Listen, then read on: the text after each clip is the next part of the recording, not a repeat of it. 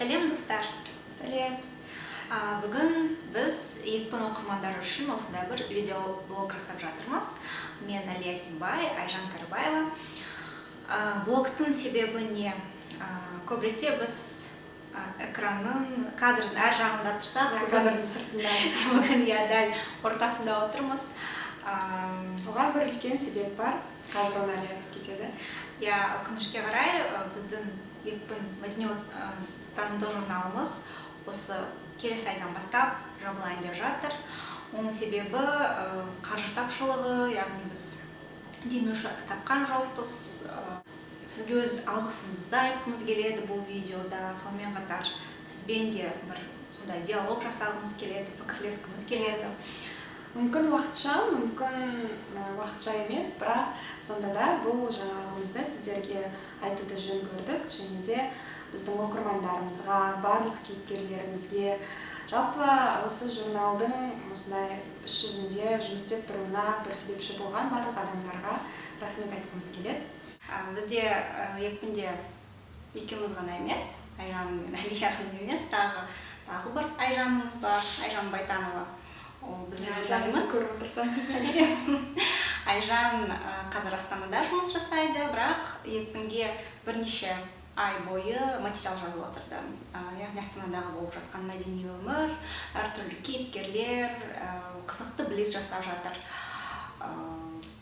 Ал Айжанның алдында Айнұр Ракишева болған, яғни екпіннің ең басынан бастап Айжан мен Айнұр Ракишева түрлі материалдар жариялап жатты. Ол да қазір Астанада, тұрмысқа шықты. Құттықтаймыз, Айнұр, сәлем, саған да көп рахмет.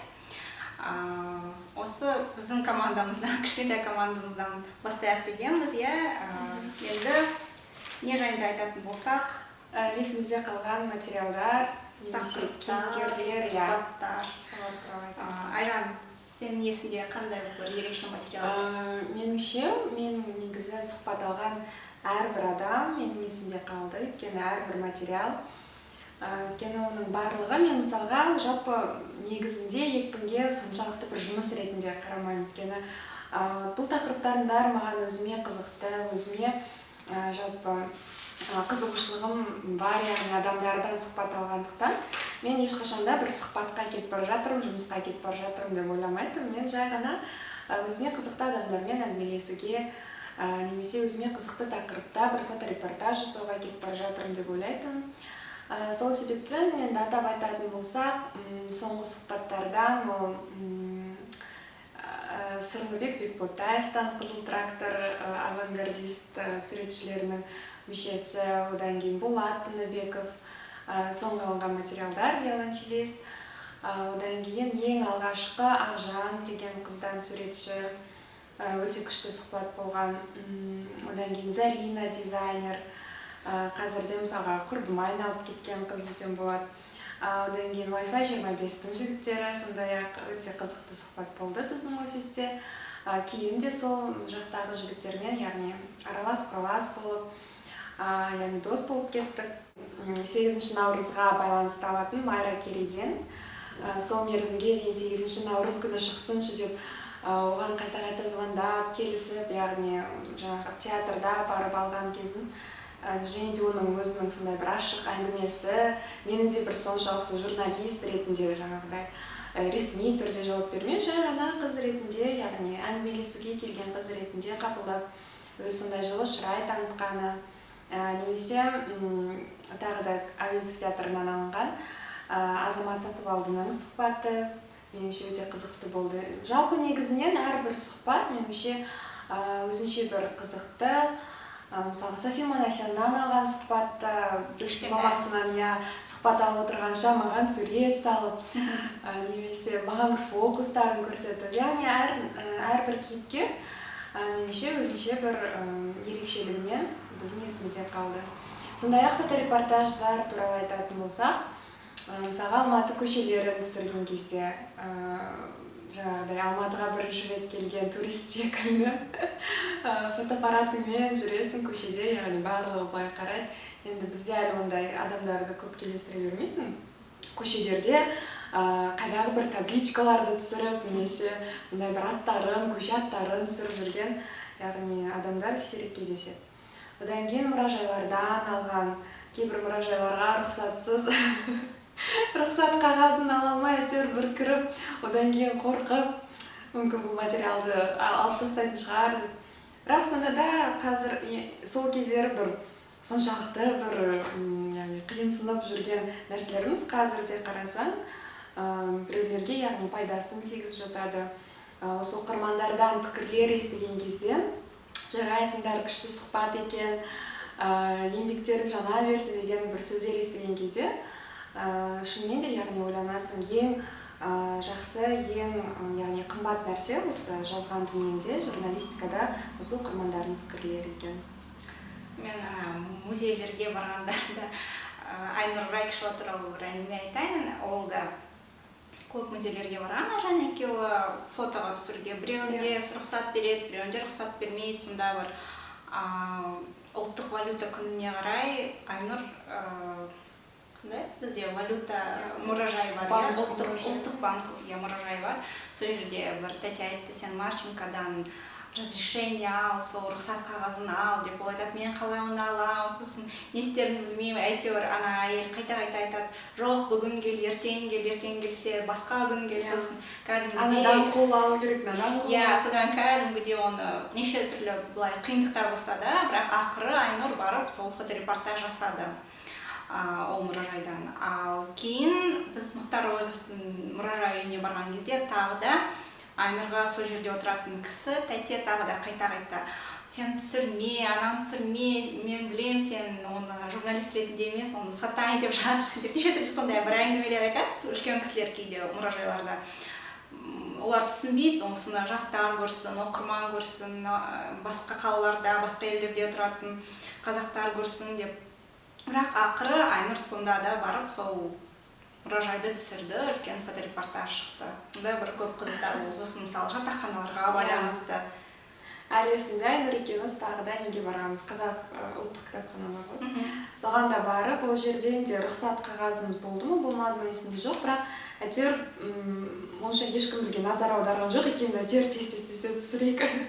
Сосын әйтеуір бәрін түсіріп болғаннан кейін жүр тез кетер. Ұрлықшылар. Енді сосын тағы да бір қызықты жағдайлар, яғни меніңше көбінесе жаңа видеоблогтармен байланысты болған сияқты менде. Өйткені шынымен де бір мерзімді қоясың, осы күні жариялайық деп. Мысалы мерекеге байланысты, енді сол күнге дейін бәрін жасап шығу үлкен проблемаға айналып кетеді.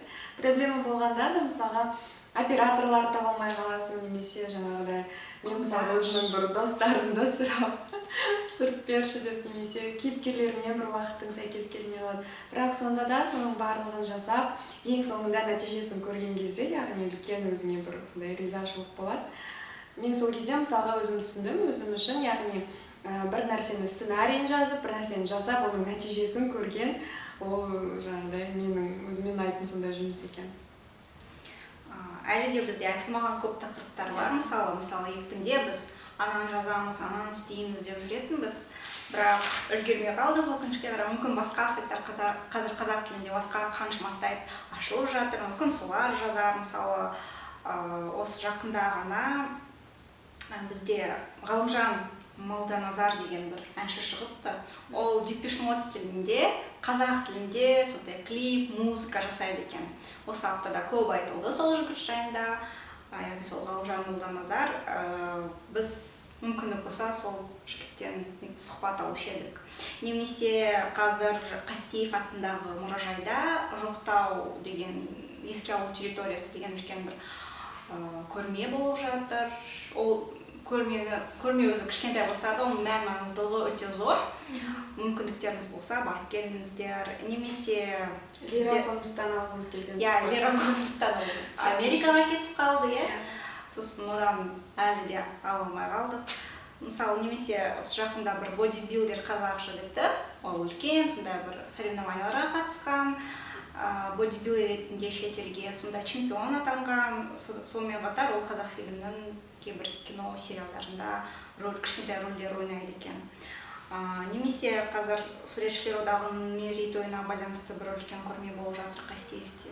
Ол да бір үлкен шынымен де қызықты көрме. Немесе жақында Салтанат Ташимова деген суретшімен таныстым. Сондай бір өнерге байланысты, жалпы біздің Алматыдағы Қазақстанға мәдени өмірге байланысты кейіпкерлер, адамдар, талантты жастар өте көп. Біз олар жайында үнемі жазғымыз келді, айтқымыз келді. Біраз жайында айттық, бірақ әлі айтылмаған қаншама таланттар, жастар көп. Сондықтан да біз олар жайында жазбасақ та, біздің әріптестеріміз жазатын шығар. Тағы не жайында айтатын болсақ, бір қызықты оқиға есінде бар ма? Жұмыспен байланысты. Бір күлкілі. Соншалықты күлкілі емес, енді өзімізге мүмкін күлкілі болған шығар, бірақ меніңше мысалға фоторепортаж, жаңағы «Махаббат бар» деген фоторепортаж түсірдік. Ол қозы көпеш байланысты күніне байланысты. Соншалықты басында енді жарайды жастарды, яғни жұптарды жинап түсіре саламыз деп ойладық та, ал кейін, яғни іс жүзінде сол болған кезде соншалықты романтикаға толы, яғни атмосфераның өзі, яғни жаңағы жұптардың өздері танысқандарын, қалай қосылғандарын айтқан кезде, яғни соншалықты жаңағыда 28 панфиловшылар паркінде болды, ана жерде шіркеудегі жаңағыдай қоңыраулар ойнап жатыр, мына жерде жаңа құстар ұшып жатыр, сондай бір соншалықты романтикалық, яғни атмосфера болды меніңше, өте сондай бір есімде қалған фоторепортаж болды. Менің есімде ерекше қалған материал бұл бір жыл бұрын 16 желтоқсанға байланысты біз бірнеше серия жасағанбыз. 1986 жылғы оқиғаға қатысқан азаматтар жайында. Сол кезде олар студенттер, яғни 20 жыл өтті, олар енді үлкен кісілер. Соның ішінде Қымбат Әбілданның берген сұхбаты Айнұр Айкышева өте сондай маңызды нәрселер айтылды. Үлкен газет журналдарда, теледидарда айтылмайтын оқиғасын, хикаясын айтып берді. Сол күні қалай шықты, кімді көрді, қаланың бәрі болды. Өзін бір өкпе назын білдірді сол материалда. Меніңше өте шынымен де сондай бір ерекше материал болды. Бір жыл өтсе де, қаншама жыл өтсе де ол тарихқа айналатын сияқты меніңше сол материал.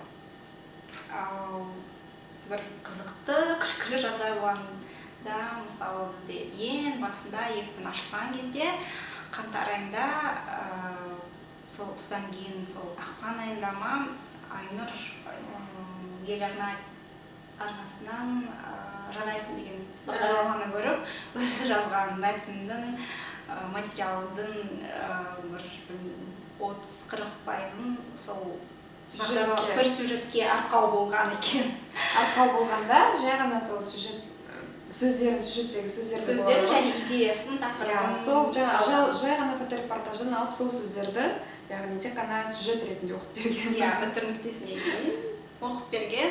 Сол басында бір жағынан біз қалай олар біздің материалымызды ұрлаған ба, не істеген деген сондай бір не болғанда ыза болып, бірақ біраздан кейін сол біз үшін өзімізге бір сондай күлкілі нәрсеге айналды, себебі біз ойлағанбыз бір жағынан ол бізді үлкен журналистер оқиды екен деп, және жалпы бізді басқалар оқиды, біздің аудиториямыз бар, және идеяларымыз, тақырыптарымыз шынымен де қызықты екен деген сондай бір ой туды бізде.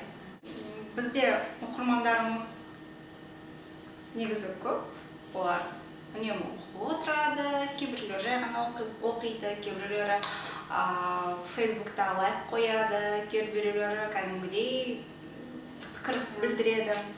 Соның ішінде мысалы жалпы бізді үнемі қолдап отыратын екі үлкен кісі бар. Ол біздің ұстаздарымыз Асхат Еркінбай мен Мейрамхан Жапек. Ол екі кісі бізге кеңес айтады, аға, апа, әпке ретінде бізге көп көмегін көрсетті, біздің материалдарға да қатысты, кейіпкер ретінде, журналист ретінде Мейрамхан апа бізге видео лекциясында айтып берді. қызықты өте. Содан кейін бізге кәдімгідей өзінің материалдарын берген, өзінің ғылыми жұмыстарын берген, жариялауға. Сол кісілерге үлкен алғысымызды айтқымыз келеді. Содан кейін бізге автор болған бірнеше, біз басында ойлайтынбыз, бізде тек қана сол Казгудың балалары ғана материалдарын береді. Бірақ кейін келе Жүргеновтың студенттері де бізге материалдарын жолдай бастады. Театр жайлы жазатын, мысалы Салтанат қазір Әуезов атындағы театрда жұмыс істейді, пиар жағында. Содан кейін Назерке деген қыз болды. Ол да әншілерден сұхбат алып отырды, сондай бір күшті қыз. Сосын Астанада да өнер институты, университеті бар екен. Сол жерде мысалы бізде Гүлнәр Сләмбек деген қыз жазып отыратын кәдімгідей театр сынына байланысты материалдарын өте. Студент болса да, театрдан студенті болса да, болашақта содан бір үлкен театр-танушы ретінде танылады деп ойлаймын болашақта. Астанада шығатын халық сөзі газеті, соның жерде Салтанат Сүгір деген журналист қыз, ол да бізге жазып тұрды, рахмет. Енді Фейсбуктағы френдтеріміз, достарымыз, таныстарымызды айтып өтетін болсақ, ол бізге лайк қоятын,